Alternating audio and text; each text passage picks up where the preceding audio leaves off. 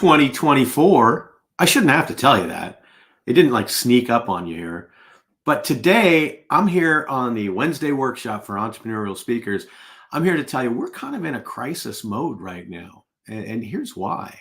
If you look across the country, salespeople in corporations, these are corporate salespeople with sales managers, leaders, trainers, expense accounts, everything that should lead to an advantage for them.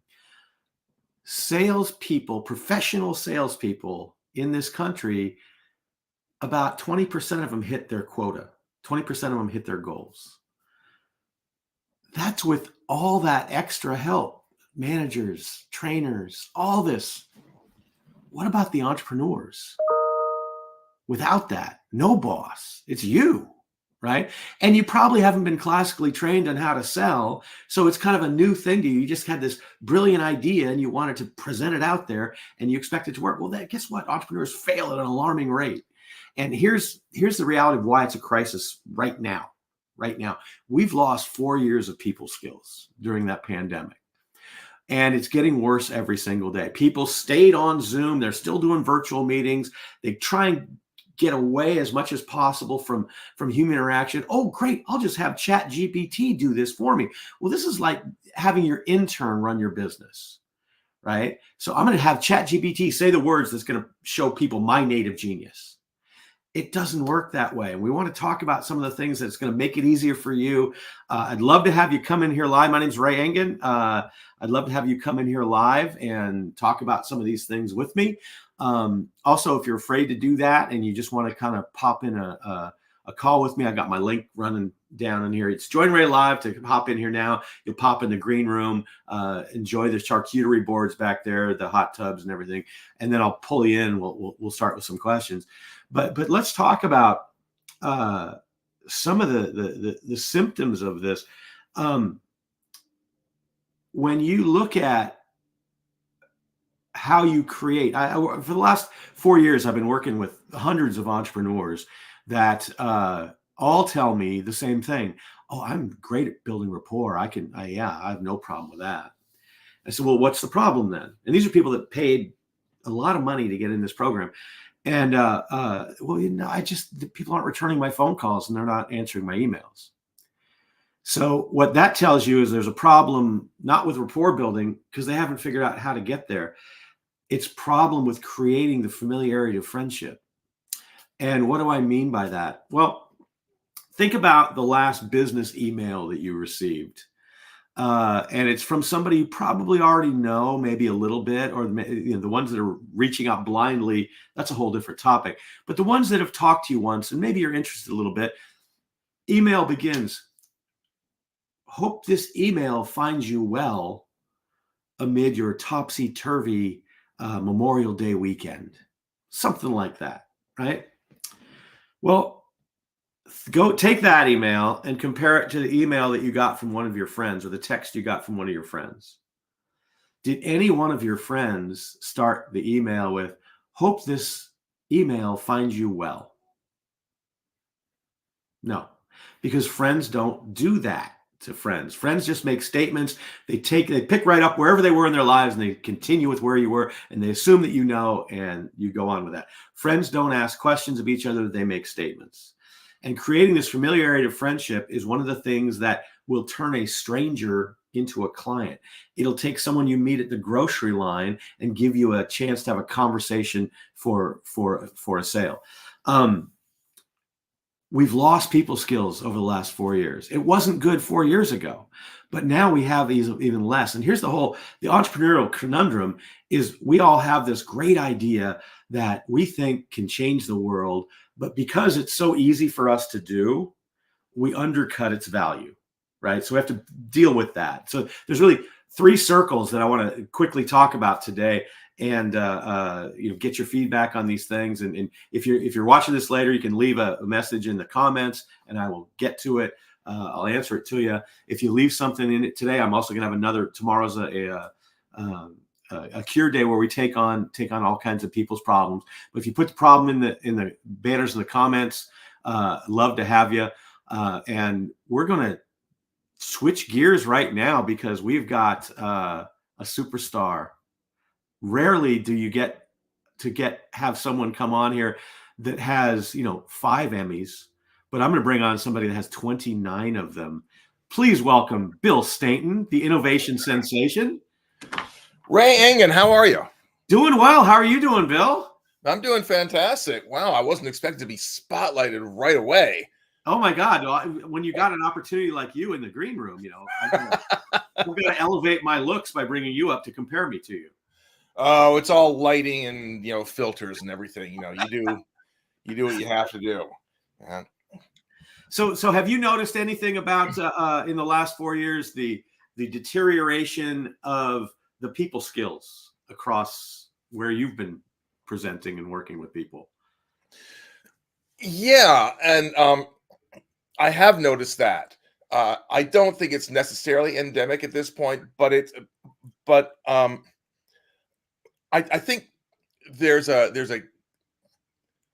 casualness, yeah, that kind of taken over where or an over informality. Now I've got nothing against being informal and being conversational and that sort of thing, but I think that can go too far, where people just I don't know, they just don't seem to take communication seriously, and they're kind of loose with words. Specific words have specific meanings, and I don't know, and I'm not quite sure where it comes from. I think obviously a lot of it is the informality and anonymity of social media, and people think that spills over into like face-to-face conversation. I don't know. What about you? Well, so what I kind of find is that the weapons that people have, they don't know how to use, and they don't know how to because the big part, everybody thinks they're great rapport builders. Yes. Yet nobody can start the conversation. Right. And what I think it ties in with what you're saying is once you get the meeting, then it's okay to be somewhat businesslike, but I still wouldn't start the meeting with "Good morning, how are you today?" Right. I think what people have done over the last 4 years specifically is created an incredible way to waste the prime real estate of their presentations by ruining the first moment that people get the perception of you. Now, the good news is, and I'm a firm believer that the first impression is something that you always get to give. You only get one chance to make a last impression if that's what people are going to do with you. But the first impression, if you don't hit on the first impression, they forget about you. And you can go right back to them the next week and talk to them. Eventually they'll remember. But you have all kinds of opportunities to come back from that. Are you talking about in person? Are you talking about an email outreach or what? Easily with email. Nobody. The odds of it getting opened are I'll show you. That's something I have to keep reminding myself also when I do marketing outreach via email. And I send something a week later. I go, oh no, this is too similar to the last one. They don't remember. I wouldn't. And so working with all these people in the last 4 years, one of the things that I've run across constantly with trying to get people to maybe take a different approach in the way that they send things out. The big pushback is I don't want to be salesy. I don't want to be that guy. Right. And what people have to realize is that that's a thought. And salesy is not in your customer's head, it's in your head. Yeah. And if it's in your head when you talk, it comes out of your head when they hear it. But if you just present as, oh my God, this is an exciting place to be, and I'm excited to be here with you, and let's see what's going on here, that's contagious. And so that kind of informality, which you can make that informality formal. You have to read the other person. You have to be like water and take the path that's going to lead to wherever it is that you want them to go and where they'll allow you to go. Right, right. And that's a big piece that people are missing over the last 4 years, is that. Yeah.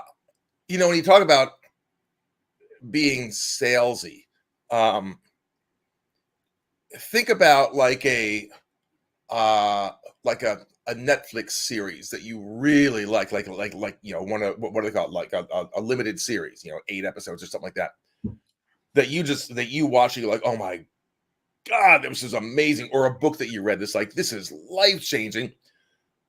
We have no problem selling that to our friends, and they'll say, oh my God, you've got to see this show, you have to watch. No, in fact, just, we're gonna hang up now, you watch it and then call me right back. I mean, we have no, I've been on Zoom calls with people where all of a sudden some book comes up and say, oh my God, you have to read that book, in fact, share your screen right now.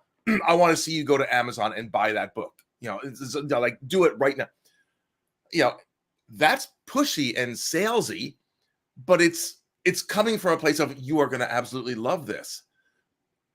We have trouble doing that with our own stuff because we think, oh, it's salesy, but and granted, there is a difference between selling a third party and selling yourself, but it kind of should be the same come from that. Oh my, you really want me. So my business is, as you know, is primarily a keynoter.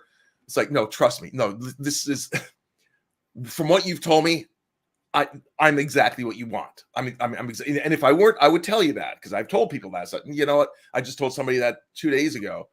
They wanted something for customer service. It's like, I'm not your guy. I don't, I'm not the right match. I can set you up with somebody who is, but I'm not the guy.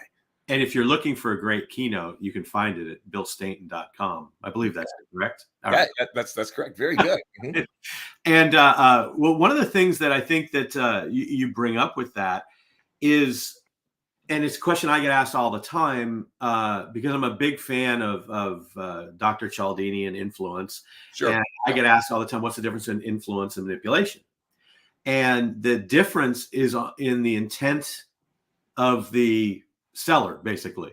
So if I'm telling you about a Netflix show that I think you're going to love and it's going to change your life, I'm doing that to benefit you, which makes me feel good, which does benefit me as well. But if I'm doing it because, well, if you watch that show, I make money. Right. The intention is on, it's for my good, not your good. Right. And one of the things, and one of the key things about being an entrepreneur is your native genius, and you have to fully control that. And there's really 3 parts to that I always talk about. One is, you have to believe that what you do is great. You have to believe that you're one of the better ones at what you do. You have to believe that you take that native genius and you do it better, faster, smarter, quicker than just about anybody else. You don't want to put yourself as number one, but you can if you want. I'm okay with that. And then the third thing, which is what really, really holds people back, you have to believe that what you do is transformational for your customer. Yeah. And I know that, and it took me a while to figure this out, but I have proof from age 10 probably that everyone that I hang around with on a regular basis sells more things. Right.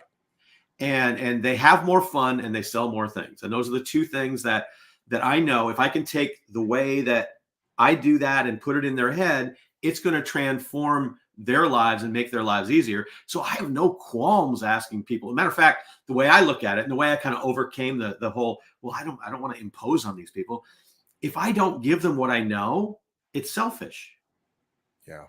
Yeah. And so all the entrepreneurs out there that have this brilliant idea, you need to be in charge of your native genius and believe that it's transformational, but you also have to be able to communicate. You have to have one-on-one skills. Right. You have one-to-many presentation skills, both live and virtual, and you have to master written communication. Yes, that should be so. I mean, that should be mandatory in our educational system. Learning how to communicate both, in front of people and written, because it does make such a huge difference. I want to go back to something you said though. Okay. Because you say, like, so you've got this lifelong body of proof that you're good at what you do. I've got some credentials and things that I'm good at what I do. but I've seen a lot of programs, as have you, like training programs and things like that, that say, "Oh, you can become a six-figure speaker in a weekend. I'll teach you how," or learn how to be a great entrepreneur. Look, you're already amazing at what you do. You're just not communicating it well. What if all of this um, is built on the foundation of you have to be really good at what you do? And what if you're not? Like, that you've got the sales chops and that you have and that you are good at communicating those. But I've seen enough of these things where, like, what if you're not? What if you're just average? I mean, what if you're not good Well, at what you do? Then what? Because not everybody is in that upper echelon, top 1%. Not everybody has their genius. We throw that word around a lot, and sure. we just kind of equate it with IP. Your IP is your genius. Is it really genius? Is it just IP? I don't know. That's intellectual property for all, because one of the things, Intellectual property, no right? jargon, no jargon, no jargon, Yeah. or no initials too. So like step one is you have to be good at something. You've got, But here's the other side of that Bill, is that the good thing about business, sales, people skills, communication, it's learnable, it's teachable, and it's learnable. yeah. And I remember years and years ago, I was watching the Democratic National Convention, and there was a guy giving a speech introducing the candidate, Ted Kennedy. Mm-hmm. And he was so horrible at speaking that when he said, The guy doing the intro you're talking about. no, the guy who was introducing, and he gave this long introduction, but when he got to, and in conclusion, the audience went, yeah. And it was the most boring speech I've ever heard in my life. And I had to go double check this years later, because the person giving that speech was Bill Clinton, who is one of the more Really? speakers we've ever had. Yeah. Oh And he was a young governor from Arkansas, given that. Wow. And he went from awful to awesome. So to me, the two most charismatic presidents that I've lived through are Reagan and Clinton. Mm-hmm. And you can throw the politics aside, because there's one on each side. Yeah. Both phenomenal at getting a message across and really connecting. And that's Right. really what I bring to the table with people, is you have to connect before you can build rapport. You have to let people go, oh, how does this guy know me? What is that piece in there? And that was such an eye-opening moment that it really let me understand that charisma is teachable. Yeah. And it's I've seen you do a presentation about that, and that's kind of a fascinating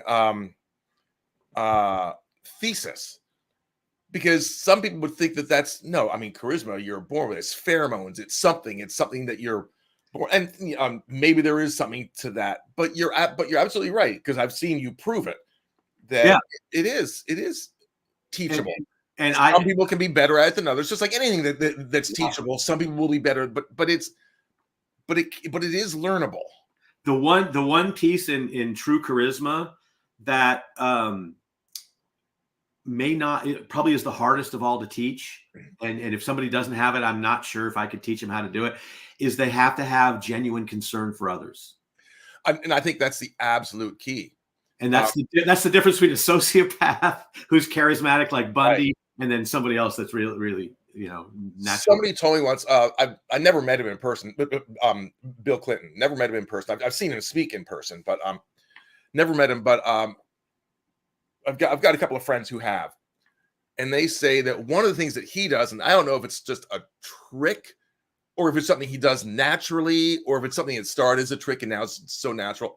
Like if there's like a receiving line and he's going down shaking hands, he's shaking your hand, and then as he's moving down, he'll maintain eye contact with you for as long as he possibly can before he has to then shift to the next person. And the impression you get from what people have told me is that he really he wanted to stay with me. Yeah, there's like I care about you. I have I've met Paul McCartney a number of times. I'm a Beatles guy. For those of you keeping score in the audience, that's name dropping 2 Yeah. Bill Stanton. Well, That no, sound you heard. who was the first? Was it Bill Clinton? Because I said I haven't met him, Well, you did say, but you've saw, but I've seen him speak. You know, well, that's true. I have. yeah, I Um, was there at a yeah, presidential yeah. speech. But I have met Paul a number of times and had some conversations with him. And Paul McCartney has got charisma. He's always had, even before the Beatles, he had charisma. He was good looking. He was confident, that sort of thing. And if anybody has a right to be a prima donna, anybody on this planet, it will be Paul McCartney. I mean, he's accomplished more than, I mean, he's just, he's the best of the best of the best. And any musician will tell you that too. When you're with Paul McCartney, Paul goes out of his way to make you feel like you're the most important person in the room. You're the most interesting person in the room. There's that probably may or may not be true story of a woman. This is like in Victorian England or the early 1900s or something, where she had dinner on 2 consecutive nights with 2 former prime ministers of England. I can't remember who they were. Doesn't matter. But a friend of hers asked her, after these 2 dinners, on consecutive nights, so tell me about it. How was it? And she said, well, when I was with, Lord X, I felt like I was with the most charismatic, entertaining. I felt like I was with the most interesting person in all of England. When I was with Prime Minister Y, I felt like I was the most interesting person in all of England. And I think that's the difference, to be able to make the other person feel like, oh, I am interesting. Oh, this person is interested in me. I think that's a real foundational factor of charisma. My phrase for that is, in order to be interesting, you have to be interested. Yeah. Yeah. And one of the things that and so this is our 2 life paths here. You're talking about Paul McCartney and all these, dukes and earls and things like that. Yeah. I pick up the same thing from bartenders. So I work a lot of, I spent years and years and years doing stand-up, and I've been to a lot of cities that none of you all have been to, and been in bars that probably shouldn't be. And I've been able to talk pool cues out of bikers playing pool for hundreds of dollars a game in 5 minutes before the show starts in Rock Springs, Wyoming. And that's where I learned the skills that I learned. But there were 2 bartenders that stick out in my mind. One was in Montana, and the other was at a local woman. I actually know the woman very well, in San Rafael. But these 2 bartenders would go from person to person, just like, and they treated you as if you were the most important person in the room. Yeah. And my boss, one of my old bosses, had when I walked in to get interviewed, there were pictures of 7 presidents on the wall. Wow. And I asked her about them. Well, actually, I'm going, okay, so what am I going to do to impress her? Because that's the thing. You want to not say good morning, how are you, things like that. So I'm thinking about what I'm going to say to this woman that's met 7 presidents. Yeah. And that's exactly what I opened with. I go, man, she walked in and said, how are you? I said, I'm just sitting here trying to think how I'm going to impress you after seeing that you've met 7 presidents. And she goes, oh, believe me, they're not as impressive as you might think they are. But she did say they're all very charismatic. They all hold your attention. And you can't be, I don't care what you think of politics. You can't be an ultra idiot and get there. Right. You've got to have some skills going on somewhat. You got to have something going on. Something. Yeah. And actually one of the tricks that I learned from somebody is when I post things on LinkedIn, or if I want somebody to read it, I put a trick that Biden and Trump both share, and it's a speaking trick. Right. If I put Trump and Biden's name in the headline, thousands of people read it. If I put my own, there's like 50 people that read it. Right. And one of the things I want to do with this, I want to take this clip and give it to Opus Clips, the thing that I just started using. See if we come up with cool things. I'll send you the clips if there's a cool one with you and I in it. Yeah. Oh, cool. Yeah. Yeah, But and it'll put us on top of each other as opposed to side yep, by side. yeah. But yeah, yeah. And I did one of these clips because my old, I sent him a thing that I did for my old setup where I had the picture. Oh, I read that where you've got your Elvis. I put Elvis on there with me, and I go, that is It saw a face. Oh, there's the other person. Little tip for the audience here. So we were talking. If you notice what we just talked about, we talked about these incredible people that we noticed holding court in the room as if they're charismatic. And I'm a firm believer that charismatic is learnable and it's teachable. And one of the things that I would do if I were you and I wanted to get better at it, watch the people that you think have it and ask yourself this little question: what are they doing? Right. What are they doing?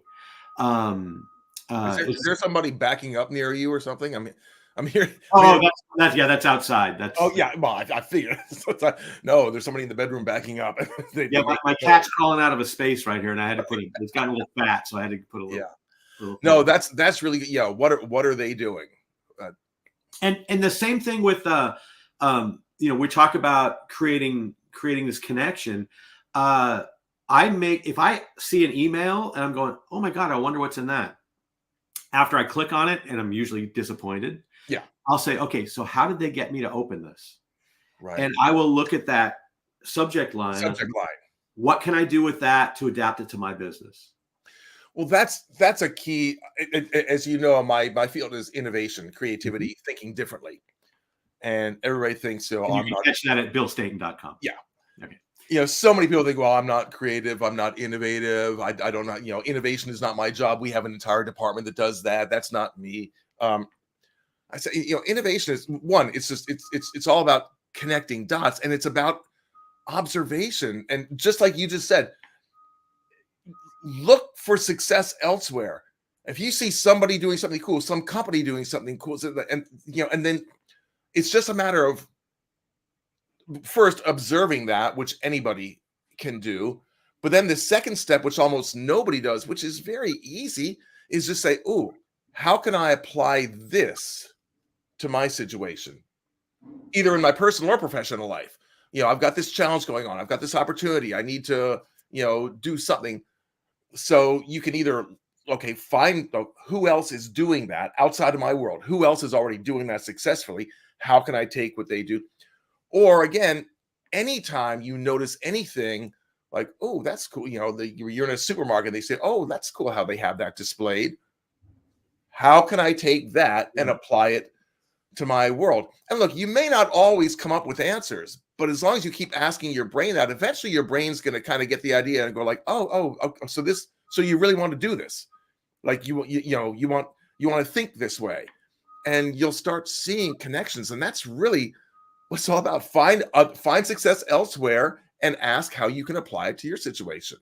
Yeah, and in the key is, it's not necessarily.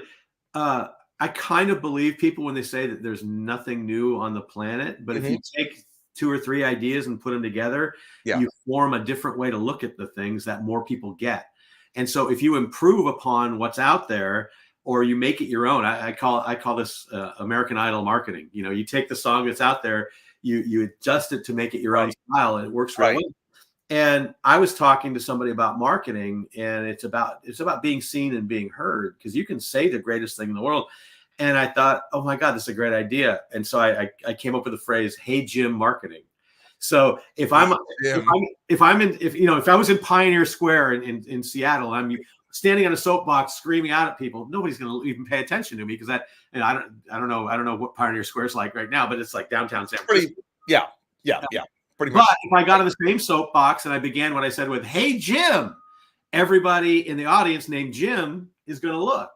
Right. So now I've got the attention of Jim. Right. So instead of shooting out what you do, ask for who you want. Oh, say that last part again. Instead of shooting out what you do, ask for who you want when you start. Yeah. And that I put that in, and I called it "Hey Jim marketing." Yeah. So who is Jim to you? And one of the ways that I've understood how to get things across is, I believe that when I used to manage salespeople, if I had 30 salespeople, and I said something 5 different ways, and 29 of them got it, and one didn't, I didn't think that guy was an idiot. I thought it was my fault, and I had to come up with a different analogy to do that. Right. And I love by the way, Bill has an outstanding TED Talk that is out there that I'm sure there's a link to it at billstaton.com. And he talks about connecting the dots, and that's his key. He's talking about connecting the dots, and it's a lot the same principle that I think of when I think about humor and comedy. And it's people that are funny. They won't see a whole lawn. They'll see every blade of grass. Yeah. And they'll see the weeds within the grass that are cut at the perfect height of the grass that nobody else sees because it's just green and it's beautiful. And they'll see the bugs on that weed, and they'll find out, and then they'll ask in the way they'll ask what's bugging you, and they'll get to the root of the problem. And then that's where the humor comes from. Right. So funny people look at the logic of the words, each individual word versus the logic of the idea. And they pull from those things, and they create surprise with that. Yeah. And it's no different with companies, because you're going, okay, so we're doing this, this, and this. If we combine those 3 things, what would the result be here? What are the thoughts that we have around this? What situation are we in? What standard do we have? What are the thoughts around it? What actions are coming out of those thoughts? And what's the results we're getting? Yeah. And that, actually, if you spell that out, that's STAR, Bill. Ooh, look at what you just did. Look at you making acronyms, just pulling them out of thin air. But everything you're just talking about, it all starts with observation. Yes. See, most of us, and there's probably a reason, but most of us kind of sleepwalk through life. We don't really notice things. And look, we can't notice everything. That's why we've got an entire system, the reticular activating system, that filters out things because there's way too much stimulus. And if we were noticing everything, it would just be too much. But innovators, comedians, musicians, artists, thinkers, whatever, they notice things that are available to everybody. Anybody could notice things, like you see like a funny street sign. Yeah. These memes or something, and somebody posts, it's like that sign was there for anybody to see. But some people just like, no, that's not, if it doesn't apply directly to me, well, anything can apply to you. Like, again, looking at the lawn, looking at look at that interesting thing there. I don't know how teachable that is, but to teach people to be, just to observe, to really see. It's the same kind of thing as connecting the dots. It's like, so I was talking to somebody about being able to just produce things on demand, and what it really is, it's taking 2 different things and putting them in the same realm. Right. And, like I was looking at a lawn, and that's where I came up with the whole lawn theory. But I was looking at this lawn, and you know how dandelions kind of pop up? They grow faster than anything else on the planet. I'm looking at my backyard right there. Yes, you're absolutely right. I was looking at that, and they looked like as if like an army of big birds had just popped up in the middle of this lawn. That's good. And so what I did is I took something else and I put it to the situation we're at now, what I thought I saw in there. So you have to have this ability to I call it my Rolodex. You have to have a tremendous Rolodex of life's things that you've seen, and be able to apply them. That's where the sticking point, because it's not logical. Yeah. The idea is that's a lawn, and these dandelions don't need to be here. Well, what if there was an army of big birds just walking through there? Right. And the analogies are the things that make people understand. Because I do I'll take things and I clarify what people are saying, I simplify it, and then I figure out how to amplify it. Right. Yeah. And I will use analogies to make people understand. And the 3. Yeah. Hopefully that analogy doesn't involve using the word Rolodex, which I'm guessing, 80% of the people who are alive today will not understand that. Even if I said I use this reference, something of the Franklin Rolodex. It's right. Yeah. But it's the 3 things that really, if you're looking for things that relate, that aren't like Rolodex or, cars, pets, and relationships in this country are great bets because everybody's had one. Was it cars? What was the second one? Pets? Yeah. Like a dog or a cat. Yeah. Pets and relationships. Yeah. Those are pretty much evergreen. Mm-hmm. Yeah. And I don't use mom or dad because some people didn't have good relationships with mom or dad, Right. you know. And if they had bad relationships or good relationships, that throws into relationships, so you can pull mom or dad out of that too. So Right. it Right. just Right. makes it easy. Yeah.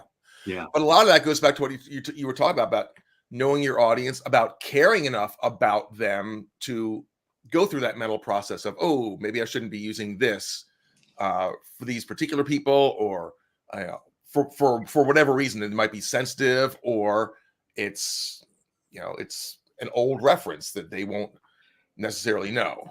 What is it that, and this talking about looking what happens, what is it that when you are standing in a group or on your own or whatever, and somebody comes up to you, what makes you put the wall there? And if you can break down that wall, and there's really when I talk about this, there's four major things that will give that put the wall right up there. Hmm. Who are you? These are questions. If I come up to you and you ask any one of these four questions, Yeah. I will not get through to you because you've got the wall up and I'm not getting around it. Right. Who are you? Why are you here? How long are you going to stay? Are you friend or foe? Yeah. If I don't flip those triggers, I can stay as long as I'm interesting. Right.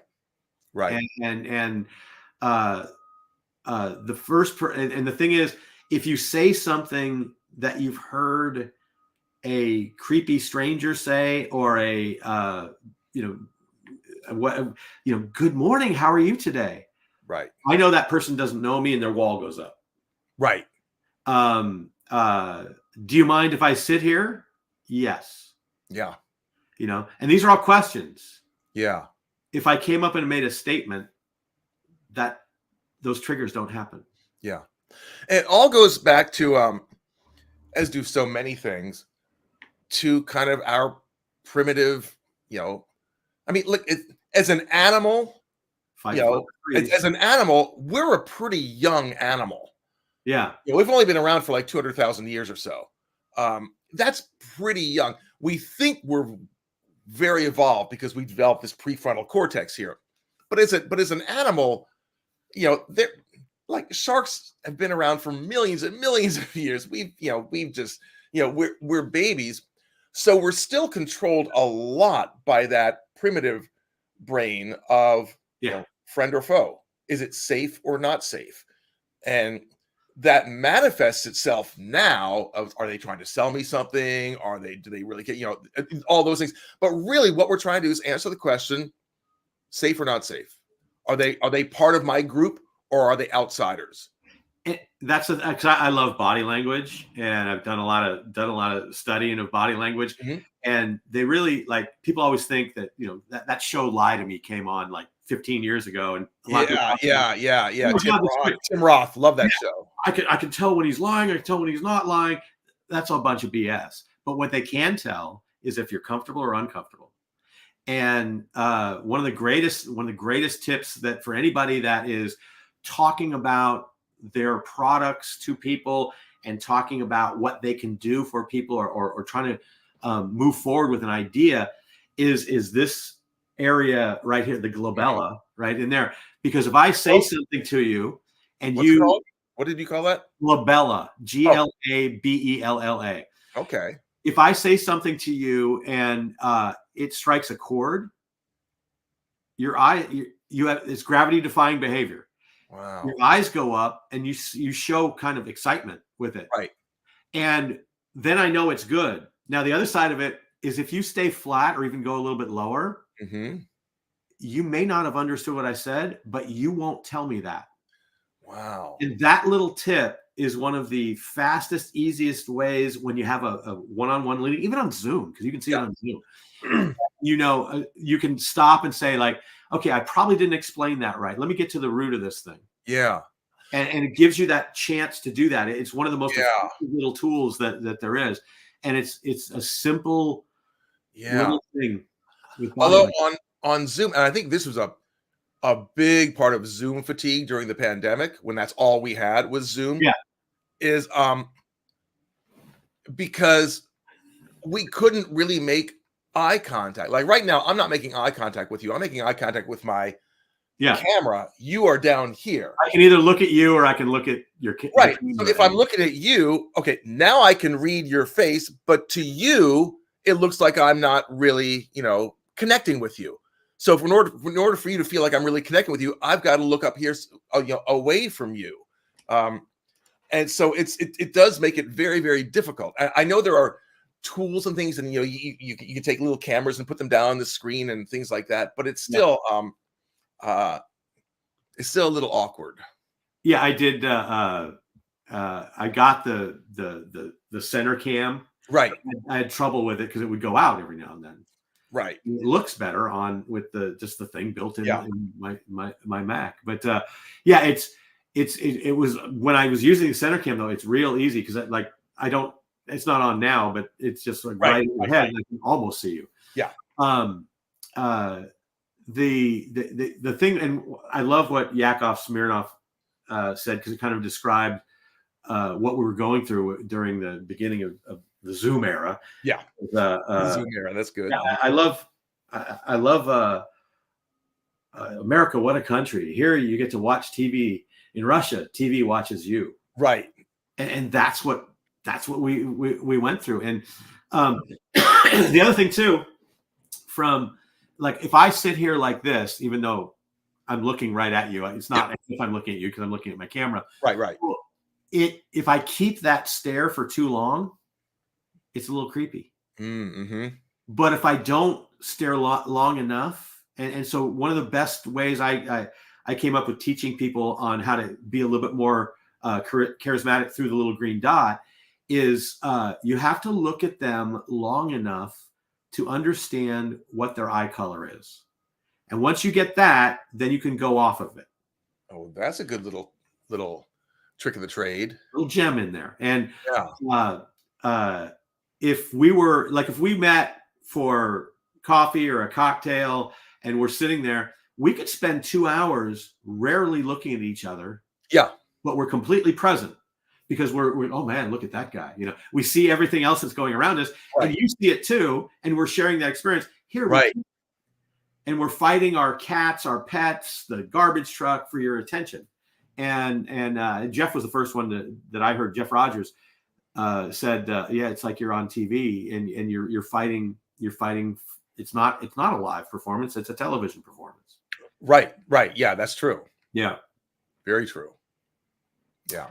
Well, this has been a heck of a wonderful gift for me here today to have you come on here, Bill. Oh, thanks. It was fun. And anything? I know you just came out with one of the greatest deals I've ever seen of all time. You were giving away your innovation keys for like $7. Yeah, actually, I was giving away the PDF for free. It's basically what I kept hearing from my clients and just from people in general, but certainly from my clients, because I speak on innovation and that sort of thing. When clients come to me so many times, I know you've heard this from people too, they just say like, we're just kind of in a rut. We're just kind of stuck and we can't seem to break through and, come up with the new ideas, which is why they come to me. Help us get out of the rut. Help us get unstuck in our thinking. Help us to think differently and get unstuck. And the key to getting unstuck is thinking differently, because if you keep thinking the same way about something, you're going to stay in that rut. You're going to stay stuck.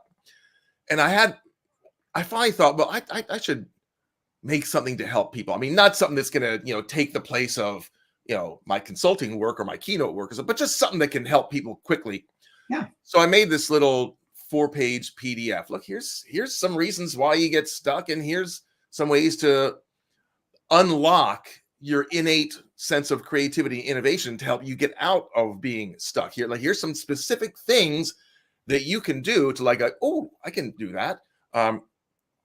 So I made that, and then I thought, I don't know why. Then I thought, I'd like to embellish it a little bit. So I made a little course, a little video course. So the PDF is free, and if somebody wants to take it a little bit deeper, it's not a PhD level thing, but it's yeah. And I decided, let's just make it $7 because I just want people to be able to access it because again, it just seems to be an almost universal problem that people have from time to time, and sometimes it's professional, sometimes it's personal, but it's the same thing. I'm just like, I feel like I'm I'm spinning my wheels, but I'm not really moving forward. And and So and, and these videos that Bill's talking about give you actionable steps to get unstuck. yeah, And it's like having a brainstorming session with Bill without having to have Bill there. So it's like, oh my God, he can push you in the right direction with that. I spent right. $7 and they've been great. Yes, thank you for that. That unfortunately, your $7 is what pushed me into a higher tax bracket. So we need to talk about that. But I can give the here. How can I share? Is there a chat or something here? There's comments, yeah, up in the Comments. there. Where is it? I'm trying to hide chat. Oh, I'm on full screen. So where's That's another. settings? I'm not seeing Well, comments. there's comments. It's in my upper right hand corner. Well, in my upper right-hand corner is leadership through laughter. Funny is money. Okay. I'm just. I put. I'm trying to put something in the comments, and I don't know if you popped that up. If you go in on, because this is on Facebook, it's on LinkedIn Live. If you put in the comments on there, it'll stay up, and they can order that from you. Or is there a link on BillStaten.com or no? There's not yet. Let me exit full screen and see if I can find. Oh, here's comments. Okay, so I'm gonna go ahead and put the join the chat. Or if you put it in the private chat, I'll copy and paste it and I'll put it up here so it'll stay up here. Oh, there we go. I can do that. There you go. Now, one of the coolest tips that I always give people because one of my favorite things in the world is to watch people share their screen on Zoom and listen to the language Right.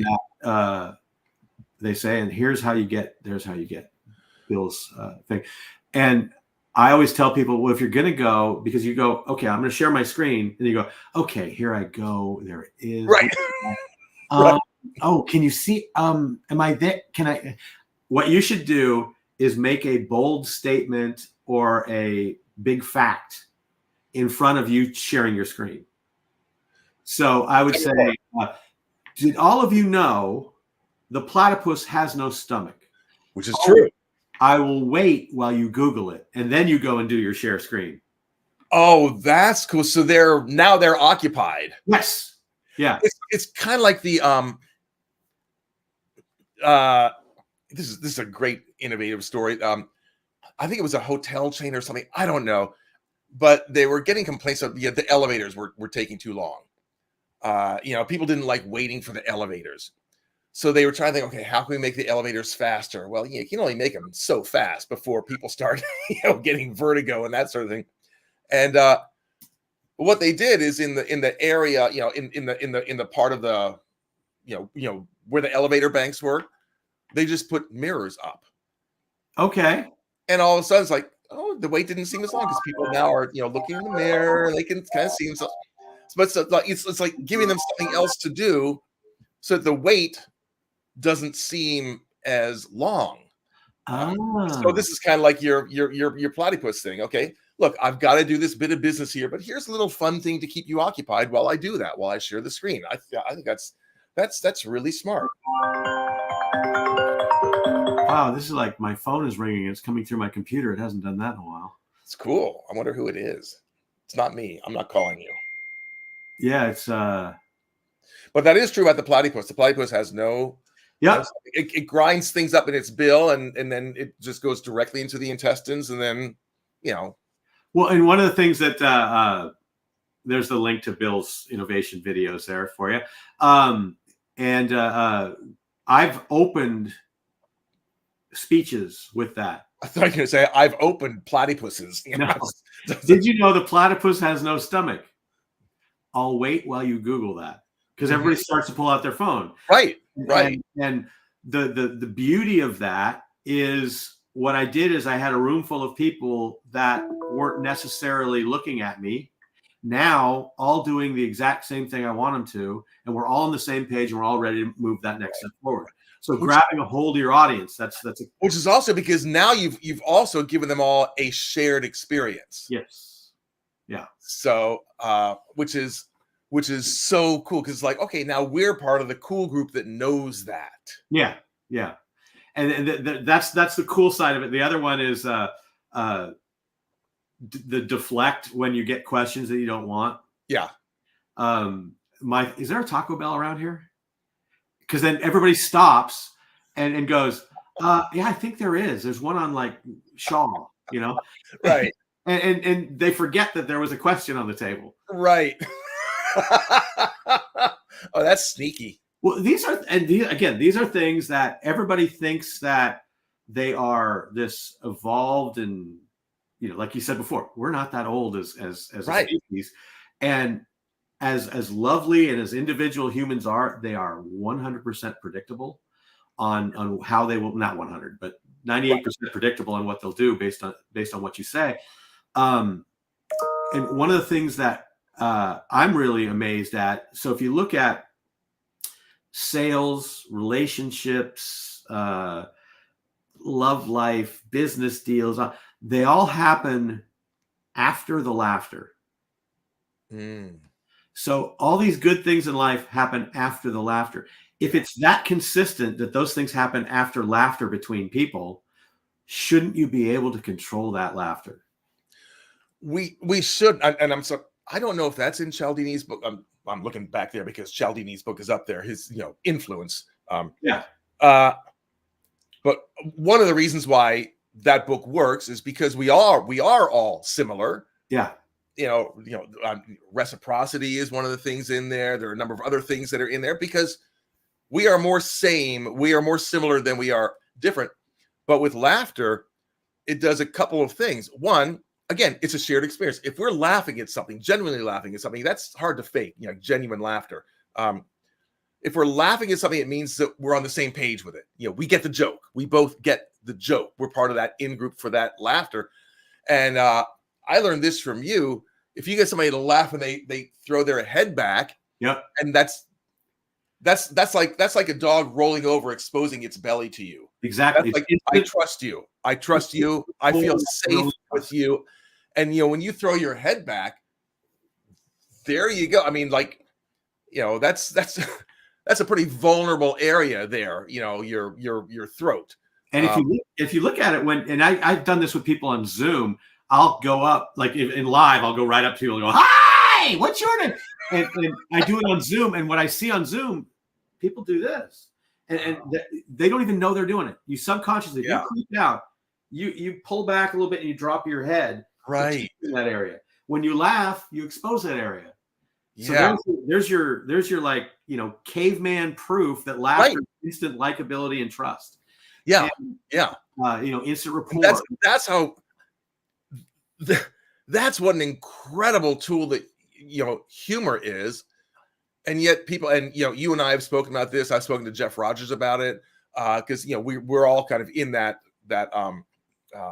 arena of humor. You did stand-up comedy. I've got 29 Emmys for comedy. I don't know why Jeff's in there, but still, no. He studied in improv and worked with some of the greats. But wouldn't you think everybody who wants to influence, which is certainly every leader and want to be leader, don't you think they would cultivate that tool of humor? That is one of the most valuable communication tools there is. Well, here, look at it this way too. It's in your lifetime, you have gotten more second chances at business, at relationships, at play, because you have this sense of humor that you can use in the right situation, and you can pull on the right strings. You make things fun and interesting, and people want to be around fun and interesting. People look at, are you an island that they want to visit, vacation on, or live on? Right. And so a lot of that analogy in their time. So it's all these things. And it's such an advantage to have. Now, if you look at the numbers, like salespeople that are like this, they sell 37% more. In the office building, if I'm the funniest person in the office and the next person, and 84% think I'm doing the best job, Yeah. even if I'm not. Now, the person that can almost get that high is the person that tries. Maybe not funny, but they do the things like they send the emoji on the email, they put the Mhm. cartoon in there, they show little funny cat videos in their presentations. So they don't have to be funny themselves to get the advantage of it. Right, right, right. Mhm. It's the people that don't try, they are almost looked at worse than the people that try inappropriately. But that's the Yeah. bottom. That's the bottom of the barrel. Yeah, And yeah. the book Humor Seriously is a fantastic That's a great book. book that talks about these things. If you're a business leader and you want to understand how humor would work in your place, get that book. Come in, talk to me. I'm happy to go over it with you. I love sitting down for 15 minutes with people. No sales, no BS. Just where are you? Where can we take you and go from there? Well, Uh, you're one of those very rare people, Ray, who one, you understand humor. I mean, you did it professionally for a long time, but you can also communicate, teach, and that's, I mean, for a lot of people who are even professional comedians, people who are very, very funny, they can't explain how they're doing what they do. yeah, Like they haven't thought it through at that level, so it's tough to communicate to somebody how they do it because I don't know, I just do it. I just but there are techniques, and they are using these techniques. They may not know that they're using them, but they're observing, they're making connections, they're doing this, that, and the other thing. They're reading the audience, they're doing all these things which are teachable. And that's one of your areas of genius. And I will use the word genius there. That is one of your areas of genius, that you are able to break that down and communicate it to people who really need to know this. and it's such a it's going back to that clarify, simplify, and amplify. Um, the the humor side of this is so good and so vital that and I forget where I was going with this thing, but it's But it was really, brilliant. oh, I know what it is. So like what I can do, like I can't snap my fingers and make people funnier, Yeah. but I can give them 80% of what they need to get there quick. It's like I took like there's the disc profile and all these Yeah. 73 other types of things that are Yeah. similar type things. And they're all like a quadrant. Yeah, Oh, I took I'm that. a rabbit. I'm a duck. I'm a D. Yeah, and I took that and I put it into 2 questions, and it's so good that balloons Look at celebrate. that. Look at that. Wow. But it's do you like life fast or slow? Are you a people person or a process person? And if you answer those 2 questions, I can put you in one of those 4 categories with reasonable certainty that Right. you're there. Now, I'm not going to go deep into what it means and all that kind of stuff, but people go, we're going to go to the seminar and this kind of thing and that kind of thing. And it's those of you that do that still need my help to present it, come to me and do that, because that stuff is great. What I do in a seminar, when I talk about stuff like that, is I will start to lead the meeting as if I'm leading to a person in each category. And so I give them an actual version of talking to those people. Yeah. And what that's like. So I'm a big role play guy, but hour's almost up, so we got to get rolling here, my friend. All right. Yeah. Yeah. I got stuff. I got a life outside of Ray Engen, believe it or not. Yeah. I wish I did, but I don't. Right. Yeah. I gotta say, I do love how your shirt and your couch match your artwork over your left shoulder. It really, I really kind of look. So that artwork there, that there's another one of these little round things on top of it. But to me, right now, where it's sitting like that, it looks like Cartman from South Park. I was thinking that also. And I usually, if I see the full picture on here, I said, yeah, that's like there's a blue rock hitting Cartman in the head. Oh. And right now, I kind of look like Cartman as an older version of Cartman. Kind of, you just need, you need a cap. That's Cartman, and I'm Cartman. Cartman. Yeah. Okay. There we go. Cool. Cool. Okay.